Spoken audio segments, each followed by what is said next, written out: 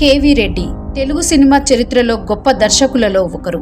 ఆయన పాతాళ భైరవి, మాయాబజార్, పెళ్లి చేసుకుందాం వంటి అద్భుతమైన చిత్రాల ద్వారా చిరస్థాయిగా గుర్తింపు పొందారు.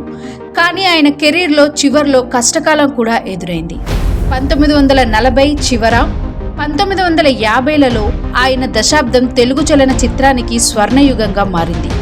యోగి వేమనతో దర్శకుడిగా పరిచయమై పాతాళ భైరవి, పెళ్లి చేసుకుందాం, చంద్రహారం, మాయాబజార్ వంటి క్లాసిక్స్ చేశారు. ఆయన సినిమాలు ప్రామాణికమైన స్క్రీన్ ప్లే, సాంకేతికత, కట్టుదిట్టత్వం, కళాత్మకత వల్ల ప్రత్యేకత సాధించాయి. కేవీ రెడ్డి డౌన్ఫాల్ సాధారణంగా 1960లలో ప్రారంభమైందని అనొచ్చు.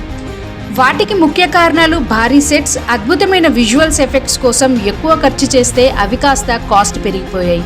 కొన్ని సినిమాలు బడ్జెట్ అధిగమించి కోలుకోలేని లోట్లో పడేశాయి. ఆయన నిర్మాణ సంస్థ పెద్ద అప్పుల్లో కూరుకుపోయింది. 1960లోకి కొత్త తరహా కథలు, సంగీతం, హీరోలపై ఆధారపడి కొత్త దర్శకులు ఉద్భవించారు. పాత పౌరాణిక, జానపద శైలికి డిమాండ్ తగ్గింది.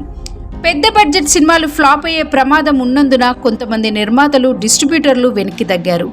ఇది ఆయనకు అవకాశాల లోటును తెచ్చిపెట్టింది. అవకాశాలు లేకపోవడం, అప్పుల సమస్యల వల్ల సినీ పరిశ్రమలో వేరుపడి జీవనం గడిపారు. కేవీ రెడ్డి మరణానికి ముందు కొంతకాలం పూర్తిగా అవకాశాలు లేని స్థితిలో గడిపారు. అయినా ఆయన సినిమాల స్థాయి, సాంకేతిక విలువ, నేరేటివ్ శైలి తెలుగు సినిమా చరిత్రలో చెరగని ముద్ర వేసింది. ప్రతి దర్శకుడు ఆయన నుంచి పాఠాలు నేర్చుకోవచ్చు.